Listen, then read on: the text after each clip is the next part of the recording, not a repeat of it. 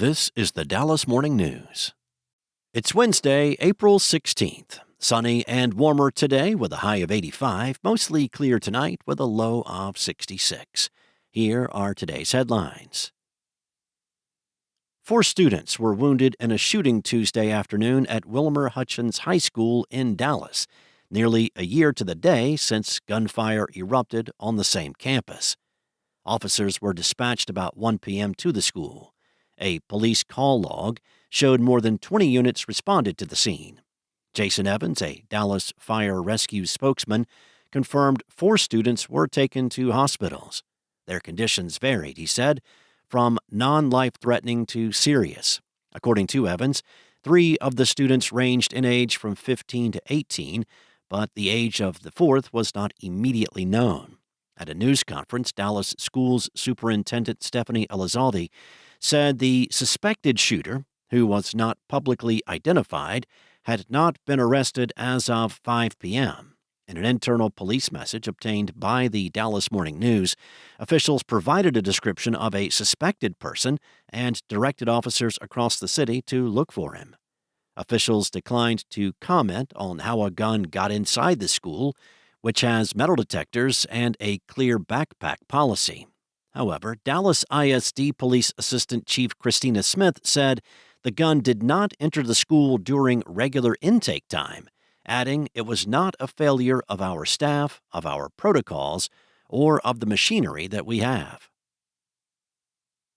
In other news, Texas public health officials on Tuesday reported an additional 20 measles cases in the ongoing outbreak, for a total of 561 measles cases reported in the past 2.5 months.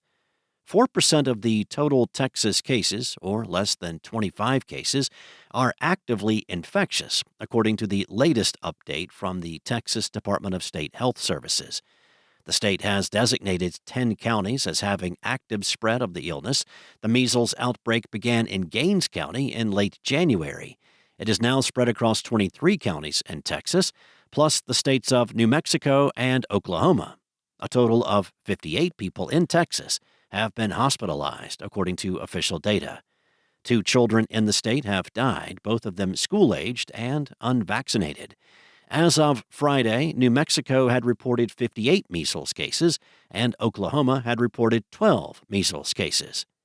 There have been other unrelated measles cases reported in the U.S. this year. The vast majority of the total cases, though, are connected to the outbreak that began in Gaines County. Next up, while national interest in President John F. Kennedy's assassination continues to thrive, the Dallas County building that has exhibited the history of that event for 36 years has fallen apart. CEO Nicola Longford said staff of the 6th floor museum at Dealey Plaza cannot control insects or rain creeping through the windows. She said updates to the 125-year-old former Texas School Book Depository building are decades overdue.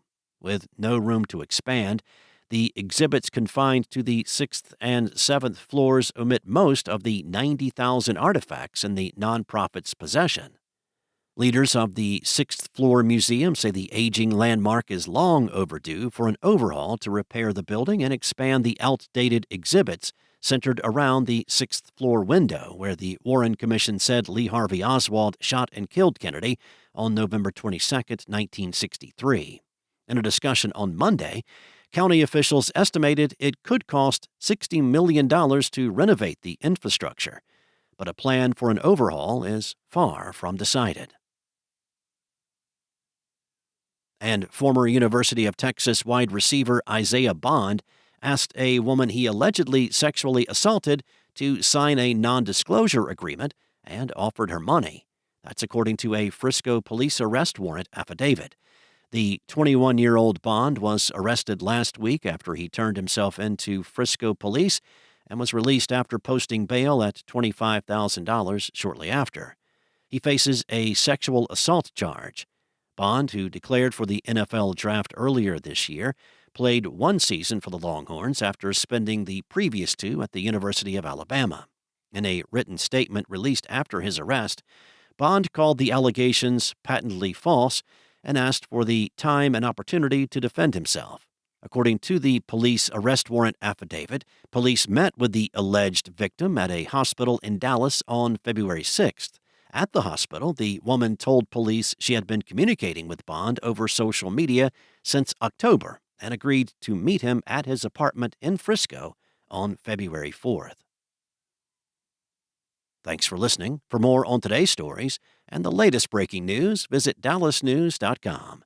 Enjoy your day, and I'll be back tomorrow with more from the Dallas Morning News.